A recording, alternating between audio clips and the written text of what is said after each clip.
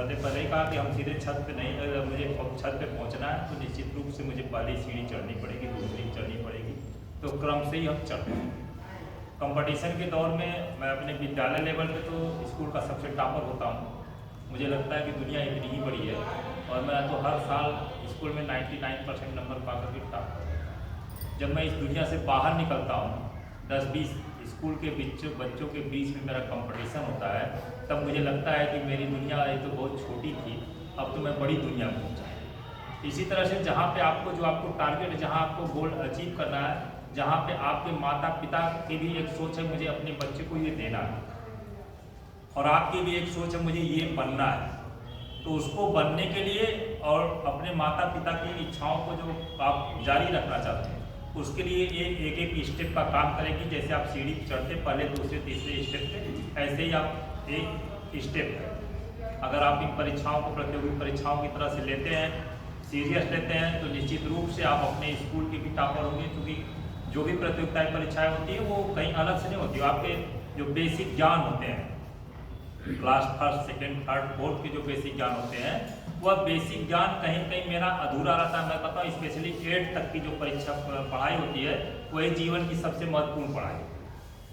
मैंने जितना कंपटीशन देखा है या हम लोग एग्जाम कराते हैं, हम थोड़ा बहुत पेपर देखते हैं, मुझे लगता है कि ये जो जनरल परीक्षाएं होती है कंपटीशन की, उसमें 8 तक के क्वेश्चन बहुत भरमार होते रहते हैं और वही हमारा बेसिक बिल्कुल कमजोर होता है, जिसके कारण हम परीक्षा को बीट नहीं कर पाते, अपने गोल को हम अचीव नहीं कर पाते हैं। बार बार परीक्षा कंपनी का, परीक्षाओं का और भ्रष्टाचार का ही दोष देने में बीत जाता है। मैं कहता हूं कि 50,000 सीट आती है, मुझे 50,000 से नहीं मतलब होना चाहिए, मुझे सिर्फ एक सीट होना चाहिए, मुझे तो एक ही सीट मिलनी है।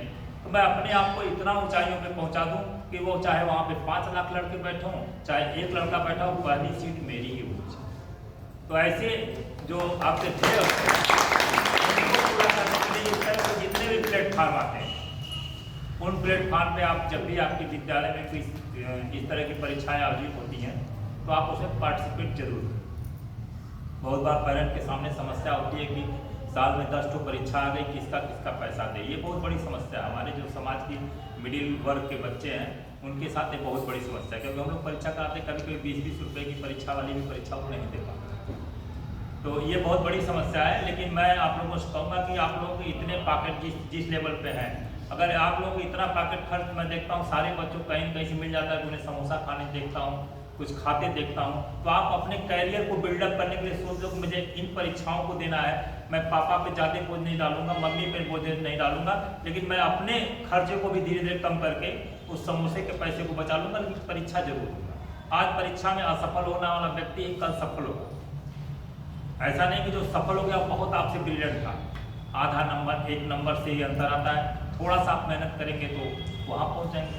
अभी सर ने कहा जो ब्रांच पाए हैं वो गोल्ड पा सकते हैं, वो डायमंड पा सकते हैं सीधे।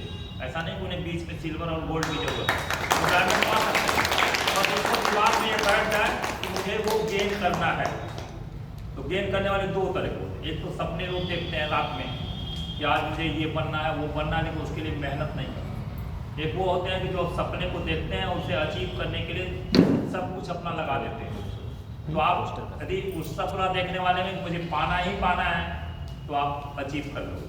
और आप टाइम टेबल बनाते रहोगे रोज, आज वाला टाइम टेबल फिर तो कल नया टाइम टेबल, परसों नया टाइम टेबल, तो फिर हम सफल नहीं हो पाएंगे। तो आप सभी लोगों को बधाई है कि आप आज सभी कम से कम जितने लोग परीक्षा दिए उसमें से आप टॉपर्स रहे कि आज आप यहाँ पर उपस्थित हुए।